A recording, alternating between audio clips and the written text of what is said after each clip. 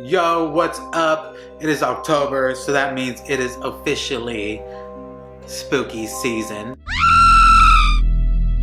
And let me get this guy's little hoodie on because look how fucking cute that is. It's fucking Snoopy in a skeleton costume, ready for Halloween. And I think everyone's ready for Halloween. I like horror movies a lot.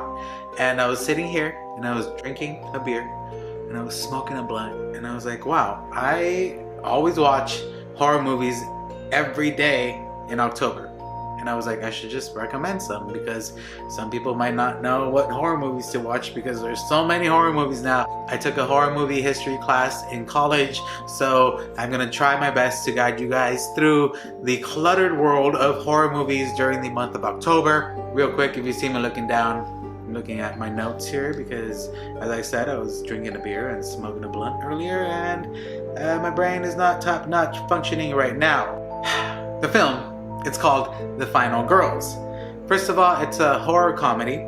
It's also one of those meta movies where it's like, it knows it's a horror, like the characters in the movie are like, we are in a horror movie, and this is, they just comment on cliche stuff in the movie and like bad script stuff in the movie. So The Final Girl, it's The Final Girls because it's more than one, but basically The Final Girl is a reference to a term in horror films where there's always one girl who survives the horror movie. Like, it's always a girl, if you've noticed, like Scream, Halloween, like it's always a female that survives the freaking horror movie. So I think that's kind of cool, especially because when horror movies started becoming popular, I believe like in the 70s, people were saying that they were misogynistic and they portrayed women in like, negative lights. But if you think about it, they're kind of empowering to women.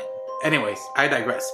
This movie, you should watch it because, as I said, it's a comedy / horror. It has a really good cast. It has Taissa Farmiga. She's from American Horror Story, and her sister, sorry, my glasses are hella crooked.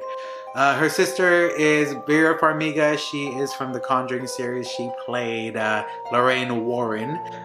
It also has Adam Devine from Workaholics and Pitch Perfect.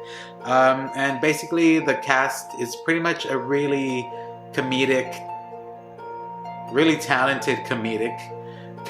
talented cast. Yes!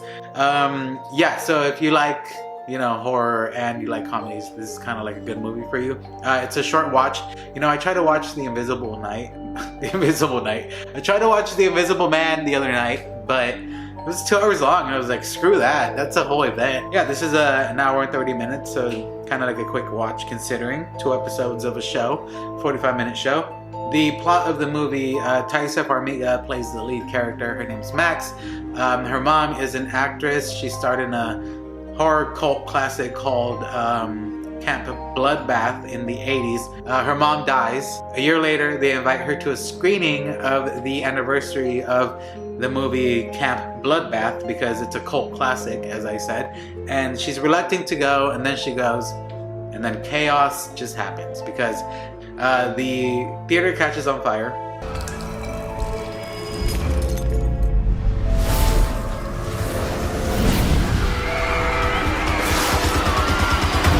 And it involves a blunt. And then Max and her friends end up in the movie. And in the movie, she runs into her mom. The only thing is, her mom is not her mom. She is the character that she played in the movie. Basically, they are interacting with all the characters in the movie without the characters in the movie knowing that they are in a movie. It sounds complicated, but when you're watching it, you get it. While they're in the movie, they end up altering the movie. So that means the girl that killed the killer, Billy, like a playoff Jason, ends up dying because of a chain of events caused by Max and her friends. So that means that someone else has to be the final girl, and people nominate Max because she's a virgin. And you know what they say, people who have sex in horror movies always die. So don't have sex if you want to be in a horror movie.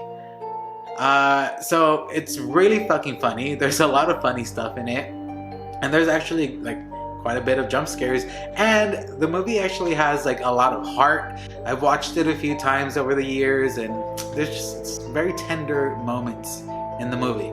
So if you like comedy, you like horror, you like, it's kind of like a feel-good horror movie, but not, I don't know. It's a good movie. You should check it out. It's on Hulu, so if you have Hulu, you can watch it for free. If not, you can buy it everywhere and shit.